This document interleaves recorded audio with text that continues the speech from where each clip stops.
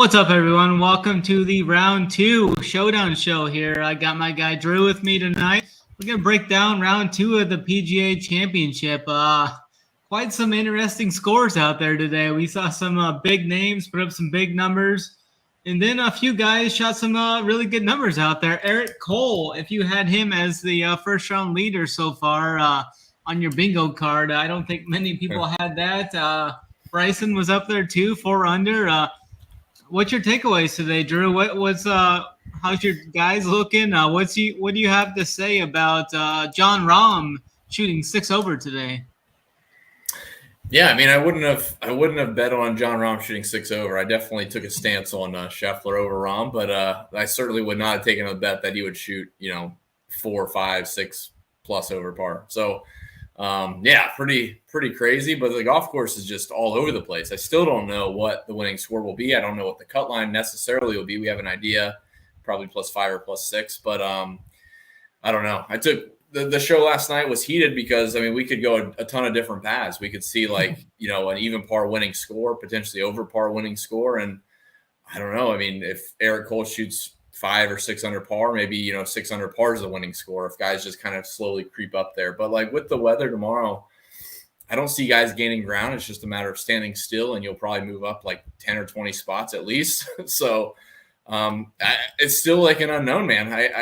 The golf course is great. I think the golf course is perfectly set up. I've seen some people kind of complain about the PGA is just a weird major. The U.S. Open has its own thing. Augusta has its own thing. The British Open has its own thing. PGA is just it's just a mix of it could be a regular tour event, maybe a little U.S. Open-y some years, depending on the course.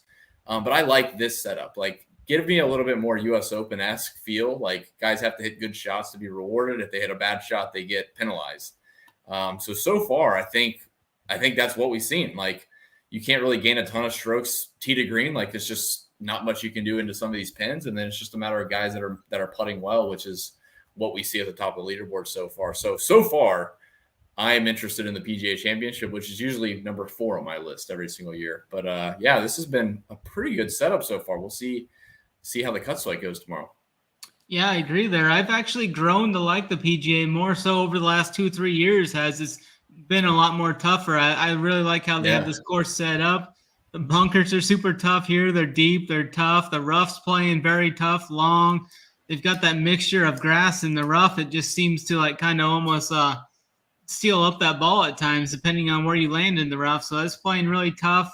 The greens are rolling good, fast and firm. I think this is one of the best setups we could ask for. Yeah, the golf course itself, they've done a great job with it. But I think they've been they've been undecided on they've heard backlash on the US Open, letting it go too far. So oh, we don't want to do that. But then they'll have winning scores of 15 or 17 under par. And it's well, you can't do that because then it's just a John Deere Classic. So it's funny I imagine behind closed doors, these guys are what do we do? We can't have even par because we can't just be the US Open. So it's perfect. I think if a 5 under par winning score happens, that is a good tournament. If 5 over is the cut line, that's a pretty good balance, a 10-shot cushion between the cut line and first place, and then just say they hold on for the win at even over the weekend. I think that's a pretty good gauge for the PGA Championship. So I'm with you. It's always just been I don't know what to make of the PGA Championship, and this has been fun. I do like the U.S. Open feel, and this has a lot of U.S. Open feel to me. Yeah, for sure. And I think today was the day to go low today, looking at the forecast for the next couple of days. This was your shot. If you started out 6 over like Rahm, you're really, really fighting uphill coming in here with the winds are going to come up 20, 30 mile an hour gusts tomorrow, sustained around 15 to 20. So it's going to play tough tomorrow. I think just kind of looking at it, we kind of talked pre-show, maybe a 5 or 6 over cut, like you'd said, mentioned the 5 over there. This course is going to play absolutely brutal tomorrow, and some of these guys are going to have to play upwards of 7 or 8 extra holes. To be completely honest, I've been spouting this all week, and people keep yelling at me, but right now the cut line would be +3, and that's as of 18 holes. And what we see with the weather tomorrow, I could see that being +6, +7 potentially. So I don't think +5 is in the ballpark, to be honest. I think it's +6. and probably +7. And that just sounds crazy because everyone, they made fun of me. It's like I had some other people that like, hey, you think the winning score is going to be even par? I was like, if everything is true, what they tell me about this golf course, yes, even par would win this golf tournament. So I still think even par could win this golf tournament, especially with the weather tomorrow. But yeah, the +7 is certainly in play, and that'll be my hot take, I guess. But I think +6 is probably likely what we'll see.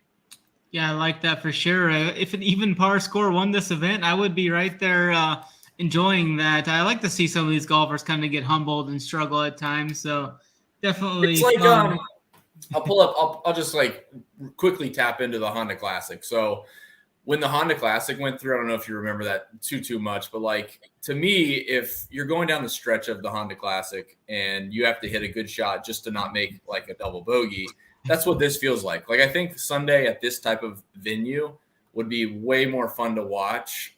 Anybody, it doesn't matter if it's Eric Cole going down again or if it's going to be against Scheffler and whoever.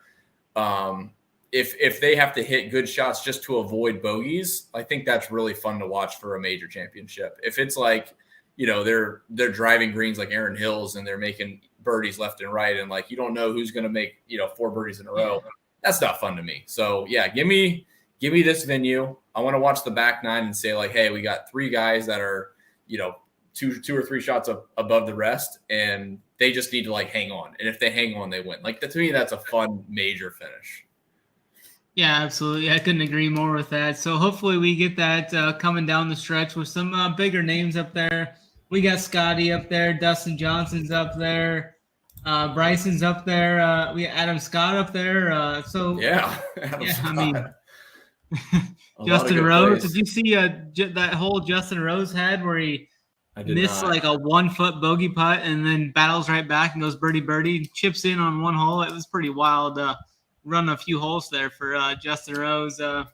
Short sides himself in a bunker, punches it out, gets his bogey putt was literally like a foot, and he pushes it and then makes double and then fires back on the next hole by holding out of a bunker, which was pretty wild events. But we can kind of dive into this now. We'll just go from salary here, DraftKings salary. Start out with the top 3 guys at 10K plus. We got Rahm 6 over, Scotty 3 under, and then Rory shot 1 over today. He kind of bowed back a little bit towards the end of his round.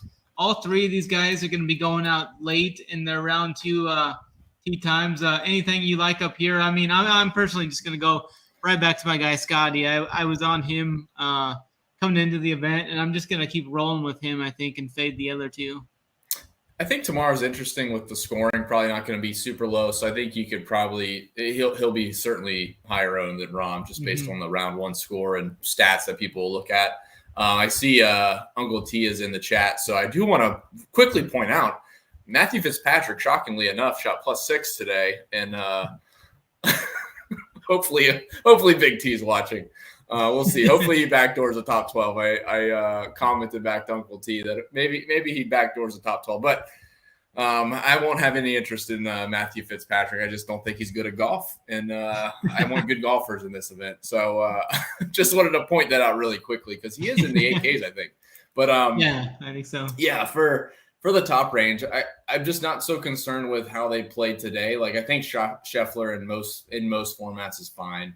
He is expensive at 11-1. Rahm at 11-3 obviously is the huge leverage spot. I mean, I imagine Rahm's going to be a third of the ownership that Scheffler gets just based off of, one, the price being a little bit higher price, but also like the score.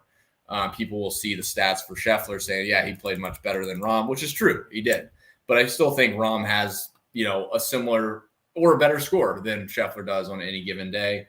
I'm not necessarily just sold on paying up for any of these guys, to be honest, anyways. Like 11K in a showdown format's really high. And if you're not like guaranteeing like the Mexico Open where John Rahm's like 12K and he's going to shoot like 63, I'm not really sold on either of these guys tomorrow in Showdown, to be frank.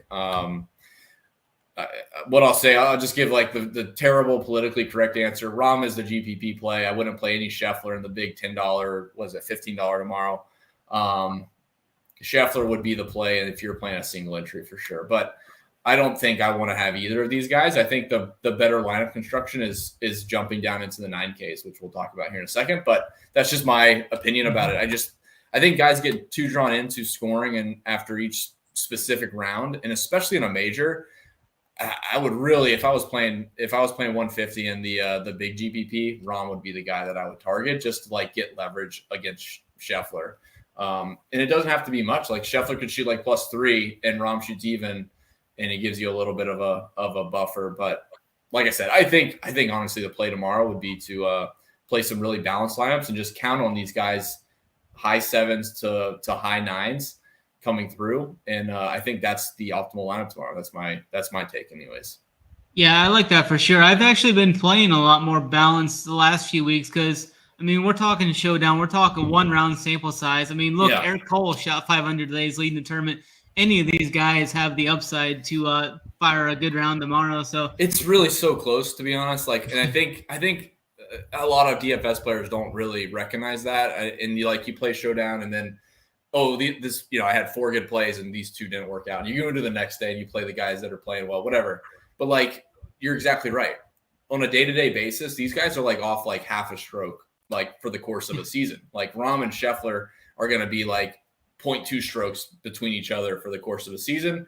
Scheffler and like Eric Cole is probably like 0.8 strokes. Like it's really like very minuscule outside the majors, but it really is a 1 round sample. It's so small and a lot can happen. So that's why whoever played Eric Cole in Showdown, I don't know what his ownership is. I imagine it's 1% or 3% is going to do pretty well. But yes, you're exactly right. I think we're on the same page there. Just embrace the volatility.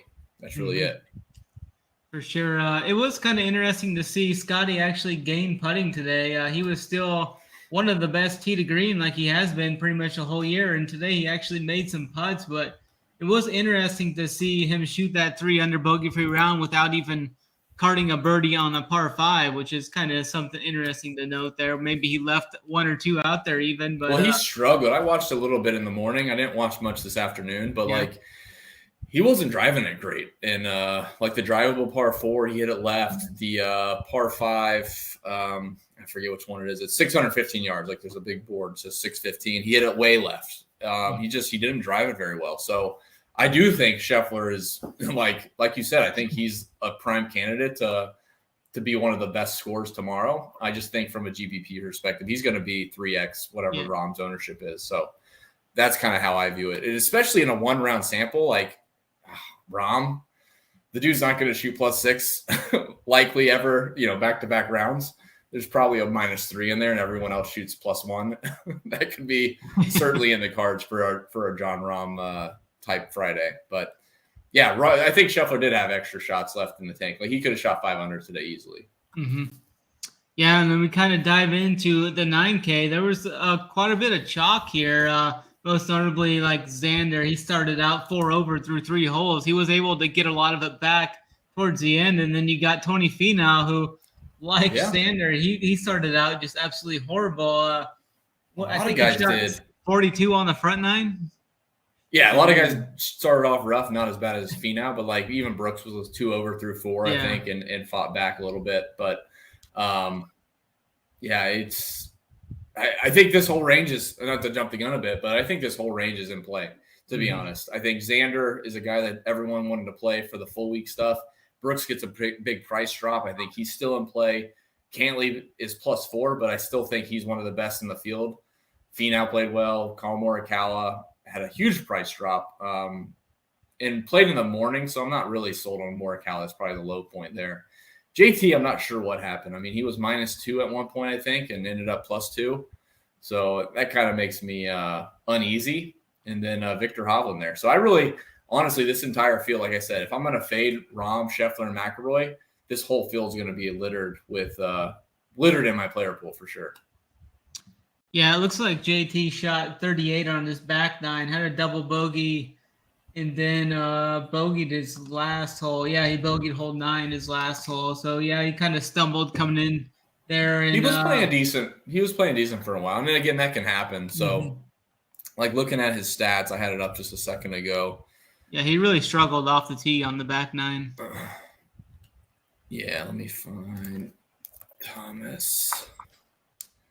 Yeah, I mean, he lost just under a stroke off the tee, gained just under a stroke on approach. So relatively consistent, like pretty much even for a major championship. Like no one's gaining a ton of strokes. Like I don't know what off the tee was. Adam Scott somehow gained 3 strokes off the tee. I assume he drove the par 4 that's drivable, and then Bryson obviously makes sense. So yeah, I think JT's in play. And I would pretty much go through anybody in your normal player pool this week is in play. Xander's top of the list for me. JT is top of the list underneath him, and then Victor Hovland, and then try to fit in what you can outside of that. Yeah, I really like Xander coming back tomorrow. He's going to go out early tomorrow. I really like how he bounced back to a little bit of adversity. I mean, we've seen him battle back from bad round ones previous majors and such. So I really like Xander to make a charge. He's so consistent. He's so consistent. I mean, at 9,800, like he's better. He feels safer than Scheffler or Rahm at the price. I think so. I mean, $2,000 cheaper almost, or $1,500 cheaper. Like, give me that. Yeah, I'm going to go right back to Brooks tomorrow too. I think he comes back and fires a good number tomorrow. He loves playing these tough conditions. It's going to be a little warmer tomorrow, too, so I think that'll help some of these guys. Finau, I don't know. I don't think I'm going to get the Finau. I mean, that's a great price for him at 9,300. He's definitely got the upside, but JT's right there, too. I think both Finau of them. Finau struggled, and I was – I don't know. Ownership in Showdown is so tough.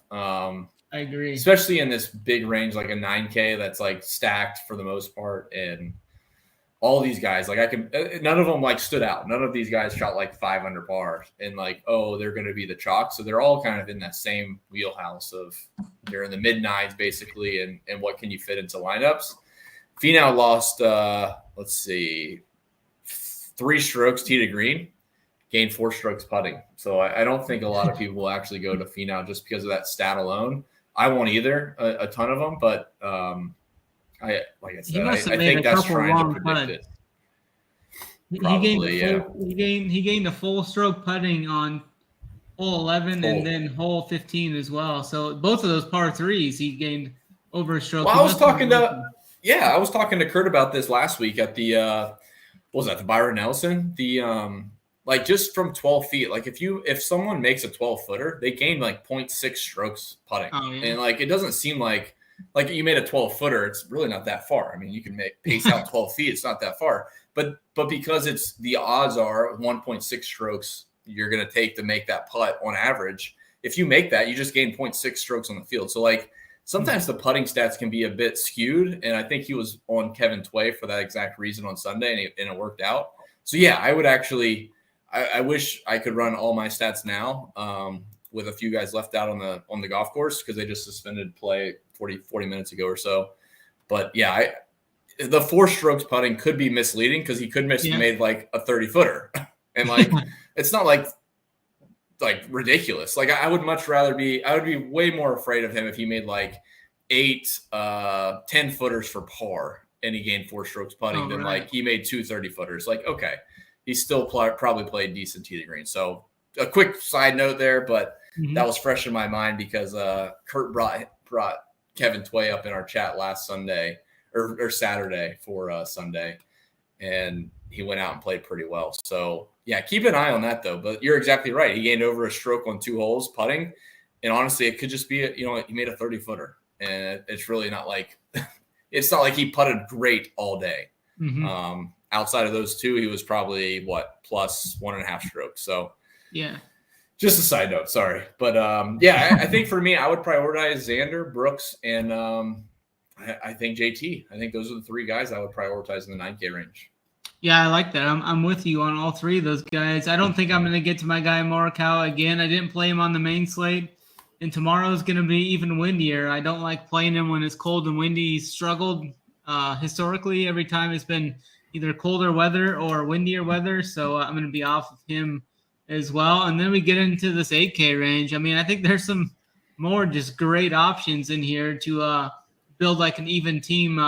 You got DJ. He still has some holes to play. I think he's got a couple holes. Or no, he did finish. He did get finished there. He finished at minus 3. He played great. Yeah. Great round. Pretty good tee to green, and he made a bunch of putts. So, and even bogeyed his last hole too, which is. I mean, how crazy is this? He gained 6.5 strokes against the field, and he shot 3 under par. 6.5 strokes. Like the stroke average is 3 over par. It's just crazy. Love it. I love the U.S. Open field. But I think you're exactly right. I think going back to a guy like DJ at the price makes a lot of sense. Because the other guys in this range, I don't know if I mentioned already, but Fitzpatrick shot plus 6. Yeah. And hope Uncle T is still in the chat. And I was high on Hideki going into the week, and he shot plus 2.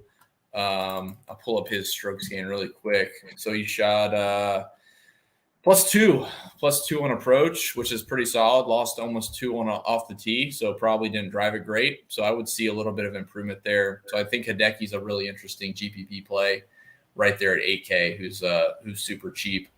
The other guys you could probably sell me on. They're just like, I think I want to prioritize Dustin. I think he's playing the best out of everybody in this range.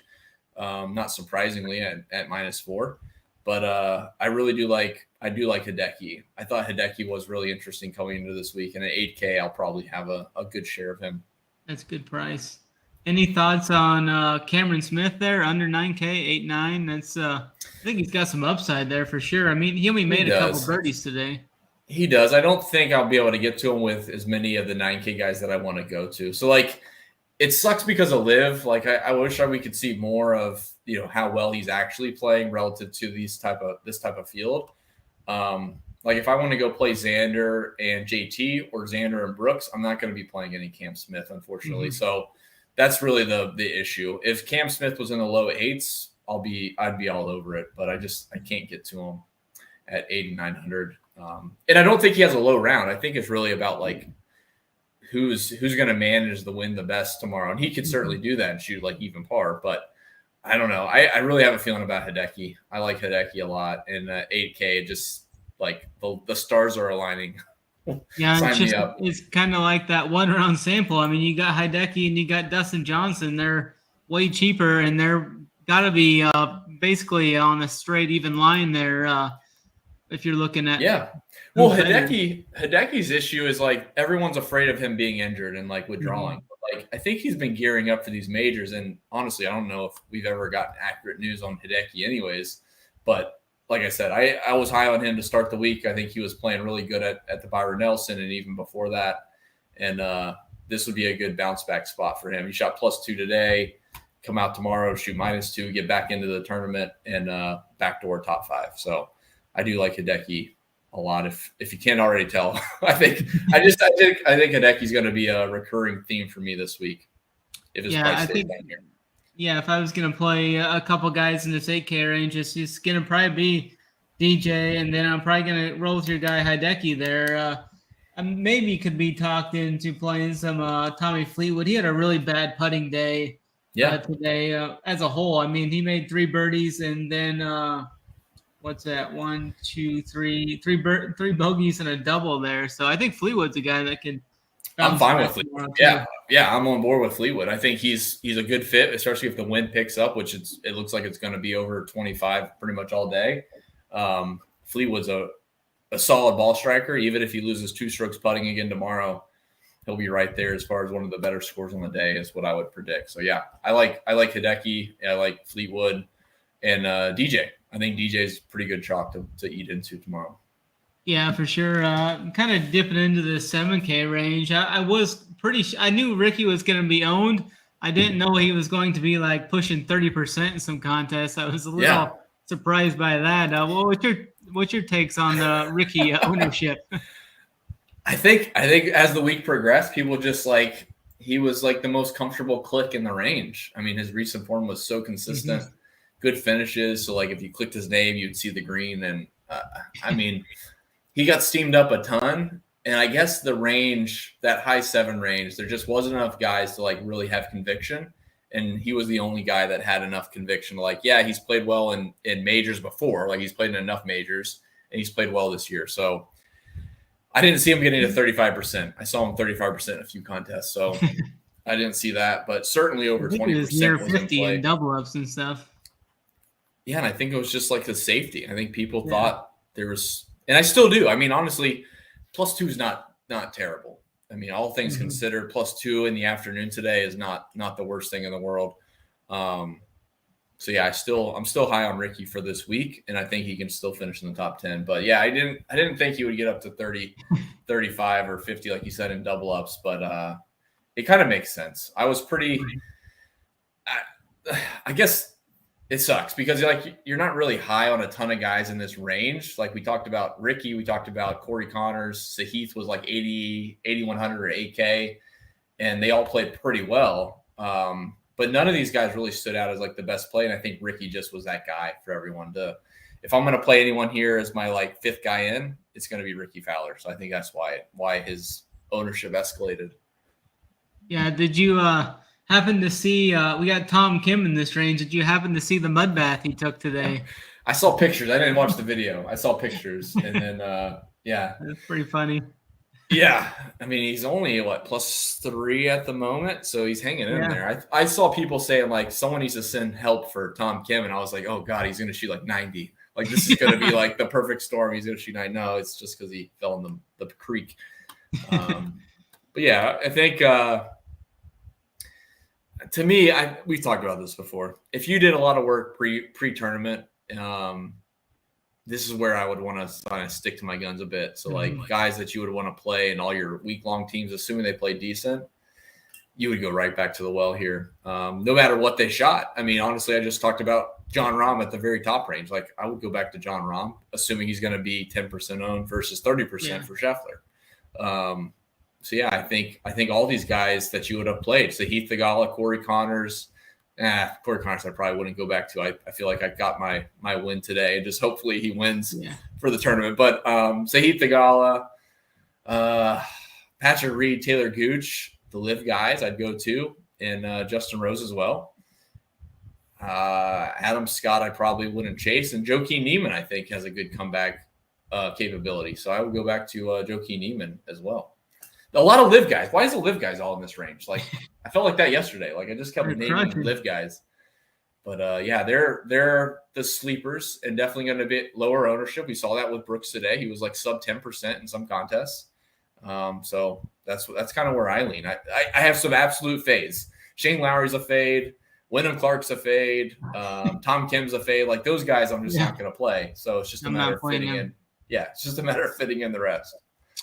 I think I may go back to Adam Scott, though. I was on him high coming into the week. He had a really good round going until hole 18. He had some trouble around the green there.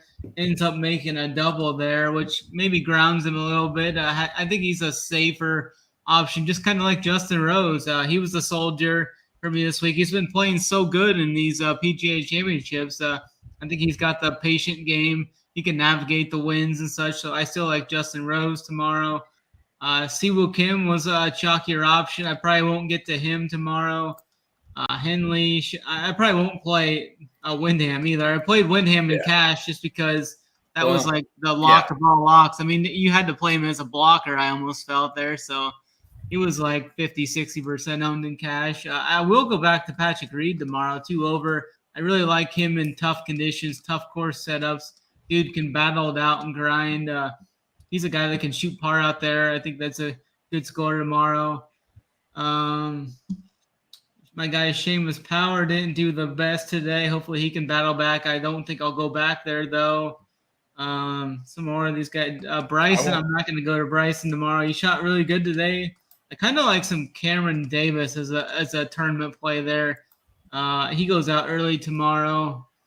And just not too much else down here that I mean, Hadwin played good today. I mean, 7,100, that's a fine price tag for him. Anything for you at the bottom of this 7K range that you're liking? In the bottom 7K range, I mean, a couple of the guys that I mentioned pre-week or before Thursday today that I would go back to. I think Hadwin's still in play. I think he's just got a nice ball flight for windy days. The guys I won't be going back to would be like a Grillo, who I did talk about, who just completely shit the bed, which is fine. I mean, we're still like dealing with a complete unknown with his golf course. And obviously Grillo is just a mental case. So that definitely pans out. That's why the exposure is what it is. but we'll deal with that. I do like Taylor Moore. I don't care about the hate against Gary Woodland. I'll go back to Gary Woodland at 7,400. Maybe people got the gist on Twitter and they won't play him. But yeah, Taylor Moore, Siwoo Kim there at the high sevens. As far as like low sevens, I mean, I don't trust many guys. Stefan Jaeger probably was a late ad in for round 2. I'd probably go back to him. I'm not really interested in anybody else. Taylor Montgomery would be like the easiest stay away ever. If it's going to be blowing 25 miles per hour, you want good ball striking, and Taylor Montgomery is the opposite of that. So, yeah, there'd be 0 Taylor Montgomery. I mean, I don't know what Taylor Pendra's stats look like. I assume they're probably solid.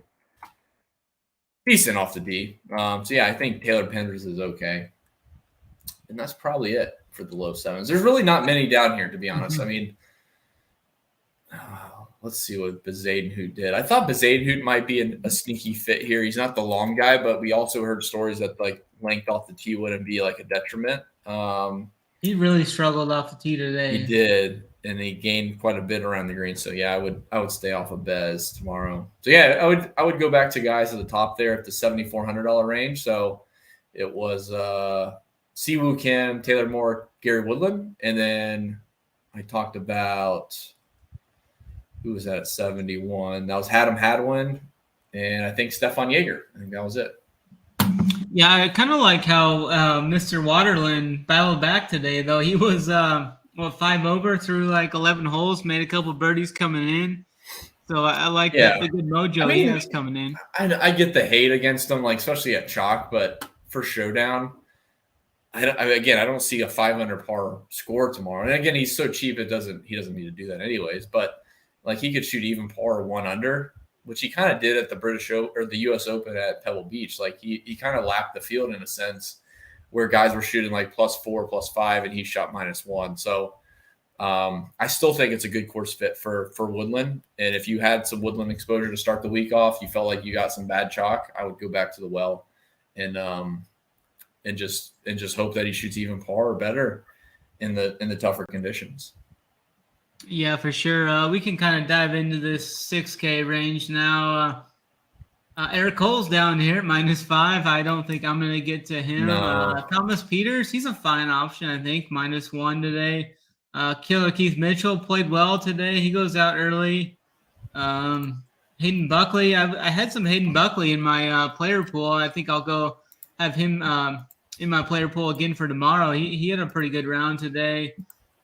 Some like guys like Brendan Steele I was on. There's some other guys down here. Ryan Fox shot really well, 6,500. He's a guy that can play well in these windy conditions. Used to playing in some of those type of conditions. What's sticking out to you here in this 6K range? Yeah, let me trying to resort Sabre to figure out the okay, I think I got it. Honestly, I wouldn't chase too many people. Like the guys that kind of popped for me before the weekend, I would really wish I had more exposure to at this point. Hayden Buckley is a guy that I don't know. Everything that I looked at, he seemed like the best value play. He gained almost 6 strokes tee to green today, lost a stroke putting. I don't know if he's going to be chalk necessarily. And I'm not even sure that he's like a great play for these conditions that we're going to see tomorrow. But at 6,700, I already have exposure to him. I would probably double down with Hayden Buckley there. I wouldn't go back to any of the other guys that shot really low. Keith Mitchell is fine. Patrick Rogers, I talked about on the show last night. I think he's fine. And Justin Suh, I think, is also a pretty good stud. Outside of that, there's really nobody that really strikes my interest. I guess Harold Carter III, Big T brought up, and I played some of just because of Big T, and he worked out pretty well and shot even. Mm-hmm. So those, I think that was 4 or 5 guys, so probably more than I even anticipated. But that's where I stand. I really wanted to focus on the guys that I played for the full week in the 6K range. There's really no one down here that could shoot like -4 or 5 like Eric Cole and like really bump up my leaderboard for Showdown. So I just want to focus on guys that I liked to start the week and play decent today. I guess Sam Stevens is another one. Sam Stevens only got added to FanDuel, and I mentioned him on the show last night with Big T.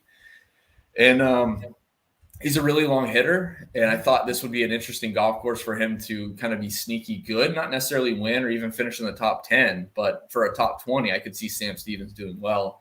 And he's currently sitting +1 T27. So I think Sam Stevens is another one there. So there's plenty of options, to be honest, but I just would not chase the low rounds from these guys. I would look for guys that you thought about playing for the full week or did play for the full week, and then chasing those guys, whether they shot, played well or played bad.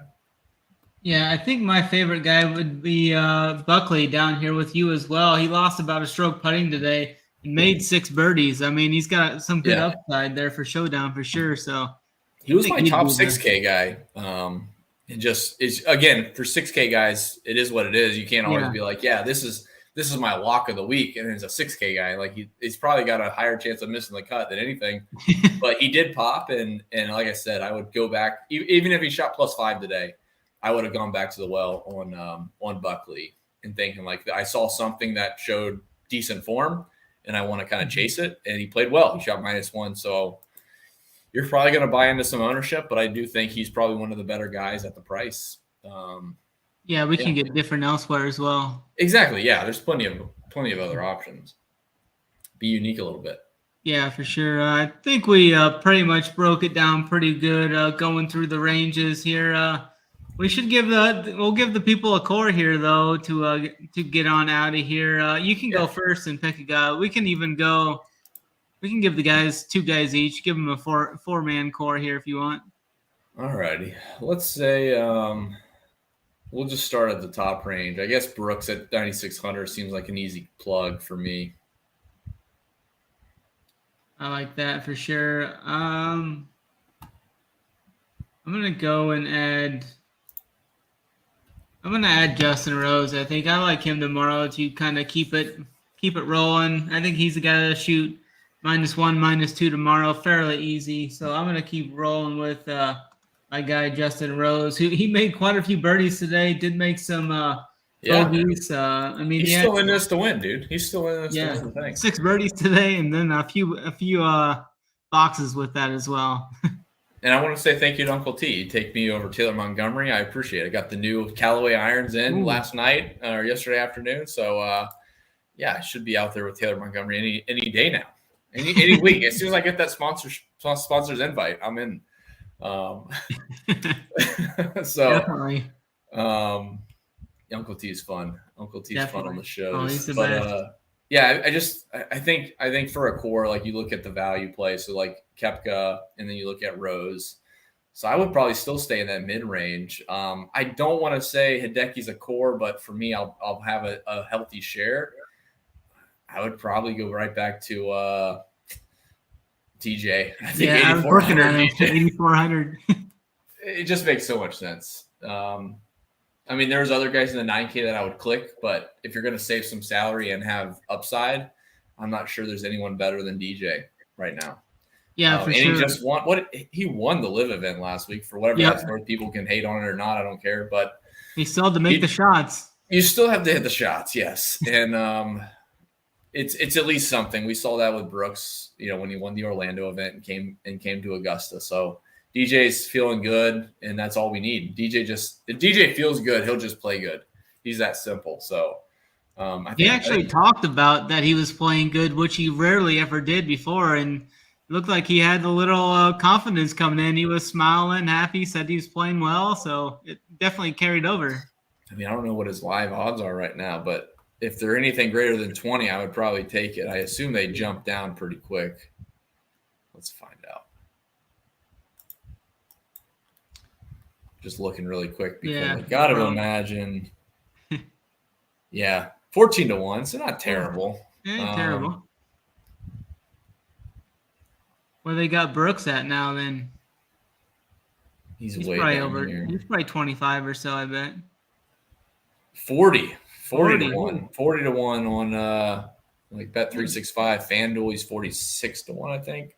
Yeah, he's way down there. So you could still take that. Yeah.